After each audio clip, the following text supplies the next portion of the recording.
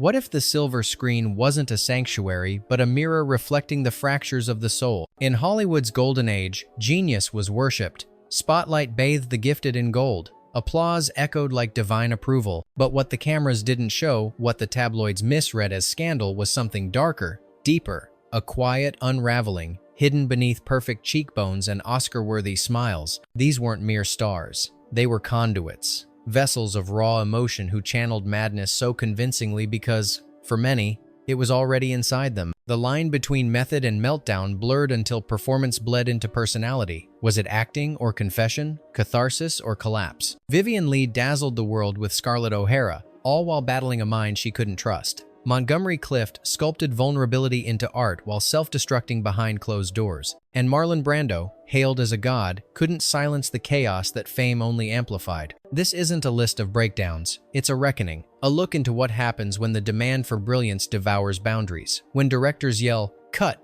but the character doesn't leave. When applause becomes addiction, and when art becomes poison. Because in Tinseltown, the price of genius is often sanity. And those who dared to feel too much burned brightest just before they broke. So the question isn't whether these stars were mad, it's whether madness was the cost of making us believe. And behind the velvet curtain, some performances never ended. Fact Hasson, Montgomery Clift, the beautiful ruin. They called him the most beautiful man in Hollywood, but Montgomery Clift never saw that man in the mirror. Before Brando, before Dean, Clift redefined masculinity on screen. Sensitive, haunted, fragile. But his real-life torment ran deeper than any role he played. After a horrific car crash in 1956, his face was never the same and neither was his spirit. Hollywood scrambled to preserve his image, but Clift was already unraveling, retreating into painkillers, alcohol, and isolation. He would stare at his reflection before scenes, whispering lines with a hollow voice, trying to remember who he was playing because he no longer knew who he was. Directors claimed he glowed on camera. In reality, he was dissolving in slow motion. Elizabeth Taylor once saved his life after finding him unconscious, bleeding, and broken. But not even she could rescue him from himself. The studios tried to label him method actor, tragic star, alcoholic. But none of those captured the quiet despair of a man whose performances came not from technique but from trauma. In the end, Montgomery Clift wasn't acting. He was surviving, or at least trying to. Fact #2. Vivien Leigh, Madness in Technicolor. She won 2 Academy Awards, played 2 of the most iconic women in cinema. But the real drama of Vivien Leigh's life was not written in any script. Diagnosed with bipolar disorder before the term even existed, Leigh's life swung between euphoric brilliance and crippling despair. Her role as Blanche Dubois in A Streetcar Named Desire, a woman descending into madness, was eerily close to autobiography. Those who knew her said she didn't play Blanche. She became her. During productions, she would vanish into long silences, emerge in manic bursts, then crumble in private. Laurence Olivier, her husband, adored her, but even he called her a volcano wrapped in silk. Behind the glamour was a mind in revolt. She once walked naked through a hotel corridor, thinking she was still on stage. Another time, she locked herself in a dressing room and screamed lines from Gone with the Wind for hours, as if rehearsing for a reality that no longer existed. The tragedy wasn't that she lost her grip on reality. It's that Hollywood rewarded her more, the deeper she slipped.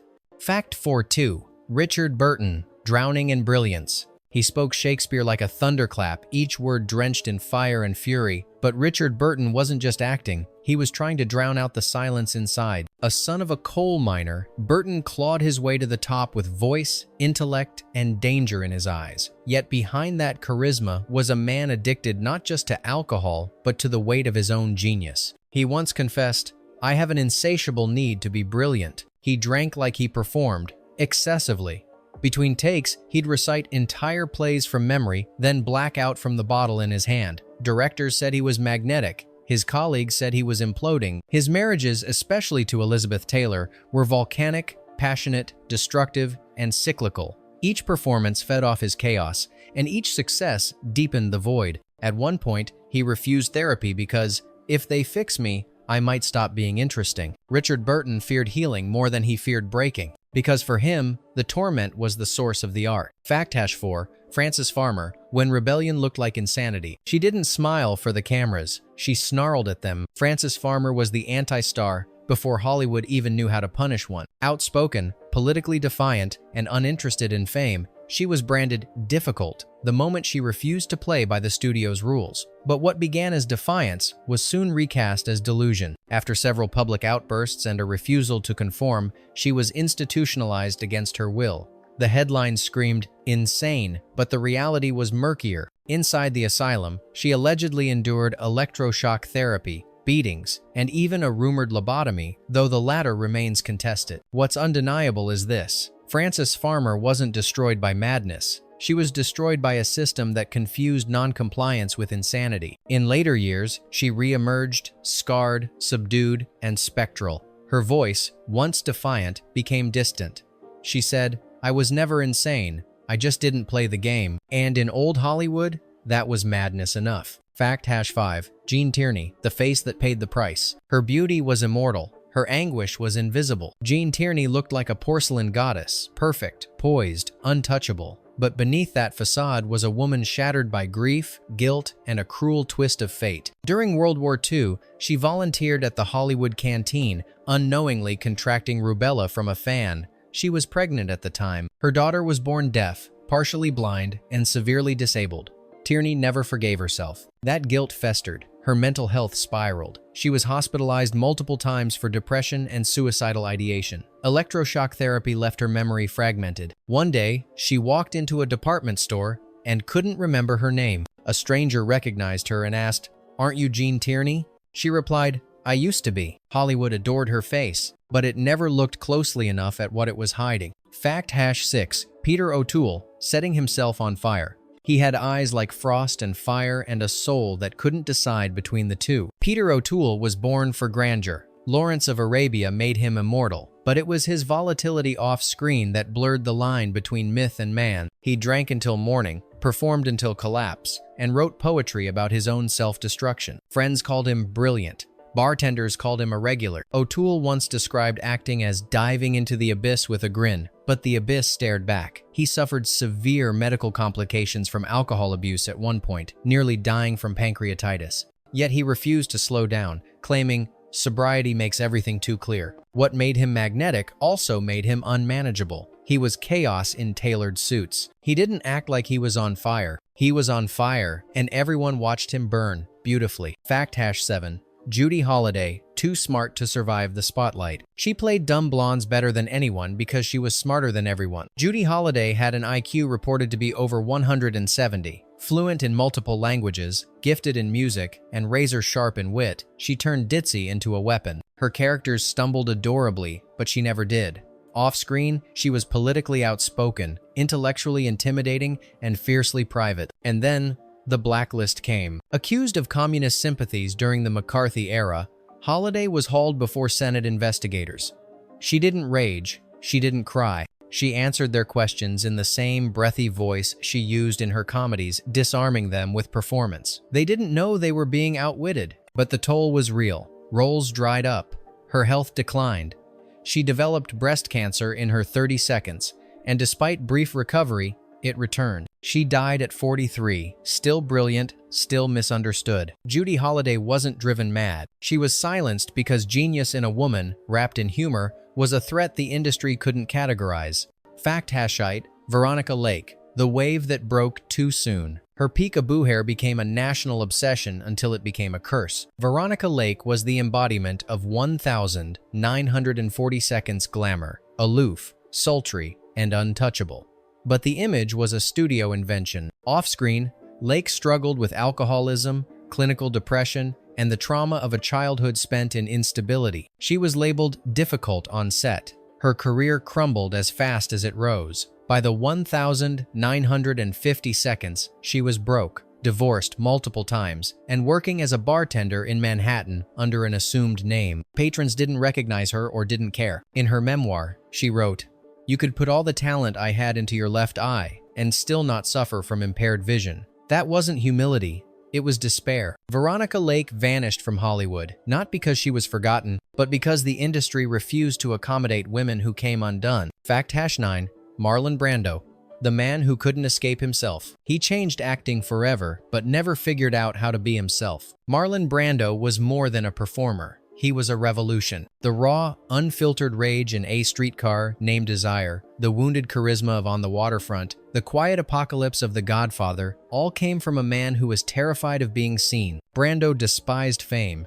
He called acting lying for a living, yet he couldn't stop. He sabotaged interviews, gained weight to hide from roles, and retreated into his island in Tahiti, trying to outrun the myth he'd become. His personal life was riddled with tragedy, family turmoil, loss, and scandal. Friends said he was generous to a fault. Others said he was unreachable. He once told a journalist, "People only love me when I'm pretending to be someone else." Brando wasn't a recluse. He was a man trapped in the image of his own legend, and even he didn't believe the performance anymore. Fact Hassan 0. Barbara Payton, stardom as a slow suicide. She was blonde, bold, and burned too fast for Hollywood to handle. Barbara Payton rose to fame in the 1,950 seconds as a sultry starlet with sharp features and sharper instincts. But while she played femme fatales on screen, her real downfall came from a chaotic spiral of addiction, scandal, and self-destruction that unfolded in public view. After a stormy love triangle that led to fistfights and tabloid obsession, studios blacklisted her.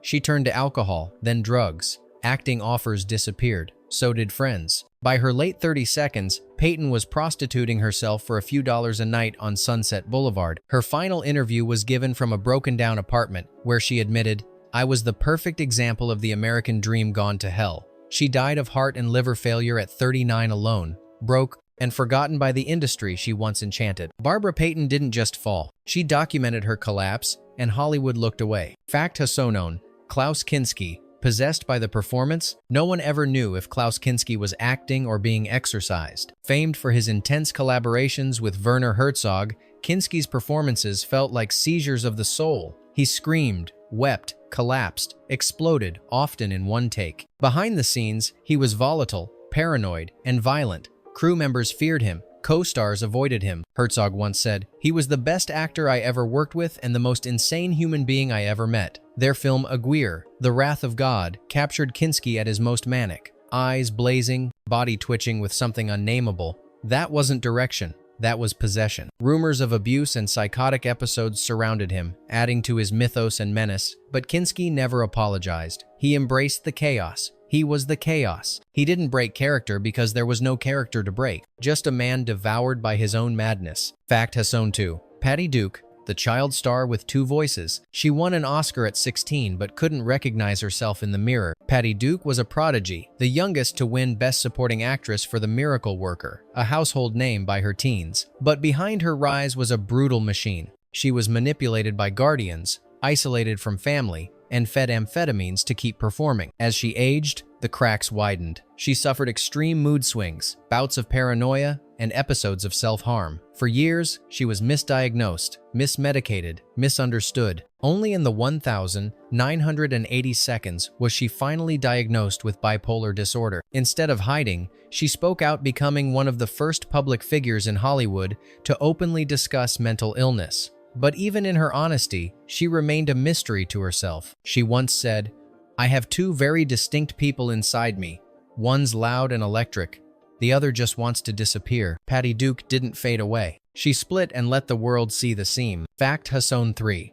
Kim Stanley, becoming the role until it consumed her. She was called the female Brando, but Kim Stanley didn't act. She disappeared. Known as one of the most gifted stage and screen performers of the 20th century, Stanley was revered by peers and feared by directors. She didn't perform roles, she became them, often to the point of emotional collapse. For her, the line between self and character wasn't blurred, it was erased. In Seance on a Wet Afternoon, she played a woman so delusional, the crew worried she had genuinely lost her grip. Off camera, Stanley was reclusive, suspicious, and prone to violent mood swings. She quit acting several times, citing mental exhaustion and a hatred for the industry that demanded everything and gave nothing back. Her later years were spent in obscurity, teaching, acting with a zealotry that frightened some students. She believed performance was exorcism, and if it didn't hurt, it wasn't real. Kim Stanley didn't leave pieces of herself in every role. She left the whole thing and had nothing left when the curtain fell. Fact Hasson 4. Margaret Sullivan, the perfectionist who broke herself. Her voice was soft,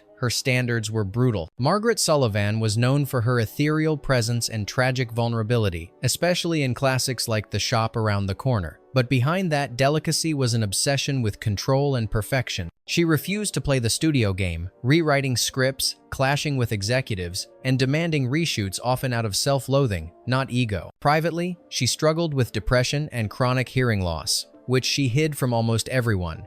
The isolation of her condition worsened over time, fueling bouts of paranoia and emotional withdrawal. She feared losing control more than death itself. In 1960, she was found dead in a hotel room. The official cause: barbiturate overdose. Some called it accidental, others weren't so sure. Her children later struggled with mental illness themselves. One would die by suicide, another institutionalized. Margaret Sullivan never wanted to be adored. She wanted to be flawless until the pressure crushed her. Fact Hasson 5. Nicolas Cage, the performance that never ends. He didn't just act, he channeled. Nicolas Cage has become a paradox. Oscar-winning actor, internet meme, and cult figure all in one. But behind the eccentric roles and wild-eyed monologues is a man who's blurred the boundary between character and identity for decades. He calls his style nouveau shamanic, a fusion of possession, myth, and raw emotional access. To play Leaving Las Vegas, he drank heavily and isolated himself for weeks. For Vampire's Kiss, he ate a live cockroach on camera. He speaks often of dreams, energy fields, and past lives. Is it method, madness, a coping mechanism? Those close to him say he lives in a heightened state, never quite grounding himself. Financial ruin, public mockery, and personal loss have shadowed him. Yet he keeps performing louder, weirder, deeper. Cage once said, "I don't act, I feel," and that can be dangerous. Maybe he never stepped out of character. Maybe he's just made performance his only form of reality. Fact Hashonix. Marilyn Monroe, the dream drowning in pills. She was the fantasy of a nation and the tragedy it refused to face. Marilyn Monroe embodied desire, vulnerability, and charm. But what the public adored was a carefully constructed illusion. Norma Jean, the girl behind the name, was riddled with anxiety, abandonment, trauma, and a paralyzing fear of being unwanted. She was medicated to wake up, to sleep, to perform, to exist. Her days were a carousel of barbiturates and champagne, therapists and tabloid photographers. Directors complained she forgot lines. Co-stars whispered that she was fragile, but the truth was deeper. She wasn't fragile, she was breaking. The more Monroe became an icon, the less she could be human. She once said, "I'm trying to find myself. Sometimes that's not easy." On the 5th of August 1962, she was found lifeless, alone, naked, surrounded by pills. Officially ruled a probable suicide. Unofficially, still debated. Monroe didn't die because she was weak. She died because she was too seen and never truly known. Fact Hasson 7. Elizabeth Taylor, addicted to everything but peace. She was royalty in a town that invented its own god. Elizabeth Taylor lived many lives: child star, femme fatale, tabloid queen, humanitarian. But behind the diamonds and violet eyes was a woman in constant motion, chasing relief through love, fame, and excess. She married 8 times, battled chronic pain, near-death experiences, and more than one nervous breakdown. She was addicted to alcohol, pills, and emotional extremes. At one point, she checked herself into the Betty Ford Center, making her one of the first celebrities to publicly seek rehab and survive it. Her performances were mesmerizing because they were rooted in truth. The ache behind the glamour, the fury beneath the beauty. She gave everything to every role because it was the only way to silence the noise. Taylor once said, "I've been through it all, baby. I'm Mother Courage."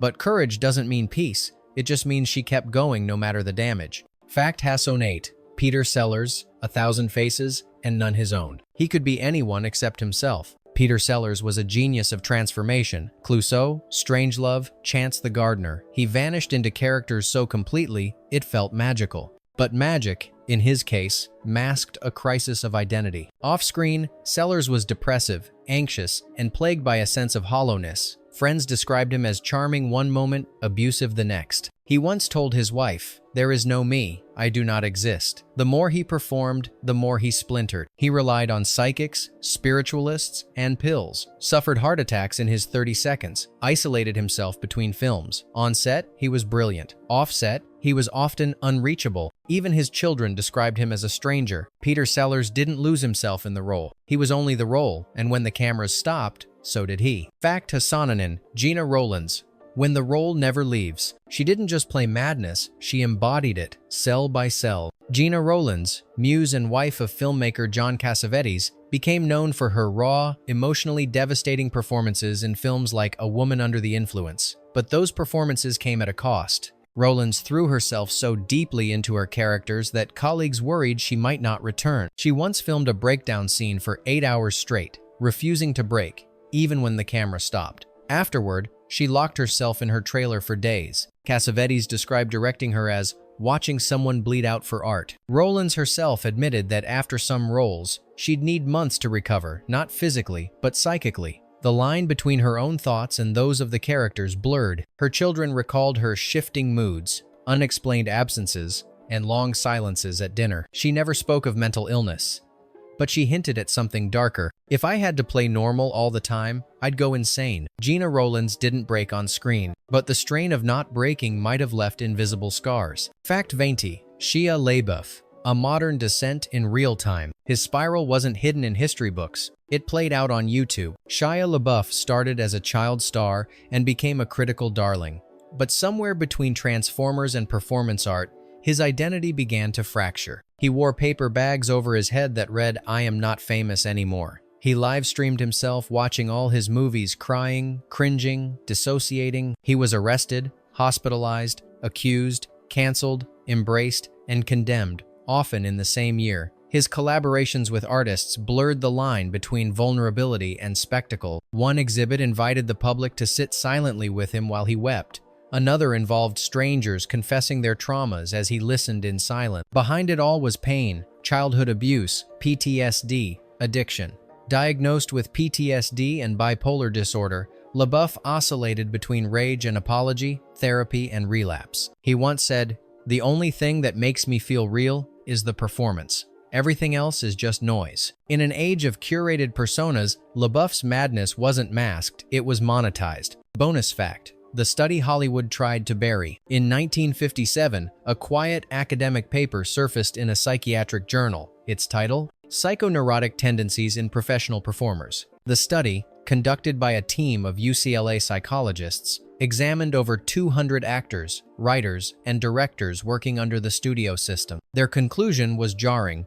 Performers exhibited significantly higher rates of neurosis, depression, anxiety, and identity dissociation than the general population. The cause? The researchers suggested that the act of repeated emotional self-exposure combined with the instability of the industry created cracks in the personality. They called it identity erosion. Studio heads dismissed it immediately. Some called it nonsense. Others pressured the journal to withdraw the paper entirely. It was quietly buried, never publicly acknowledged by Hollywood again. But the findings lingered. Whispers of it passed among actors. Rumors grew that studio doctors used the data to predict who might break and who could be exploited longer. The full study has never resurfaced. Copies were said to be lost in a warehouse fire. Others claim it was simply locked away, like so many inconvenient truths. But if you ask around, especially among the old guard, you'll hear this phrase repeated like a curse. They always knew we'd crack. That was the point. They lit up the screen. And one by one, they burned out slowly, brilliantly,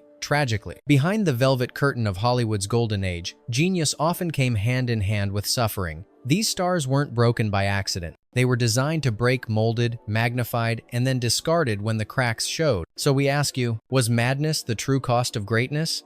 Or did the audience simply cheer louder when the pain looked beautiful? Tell us. Which performance felt too real to be just acting? And more importantly, at what point does art become self-destruction?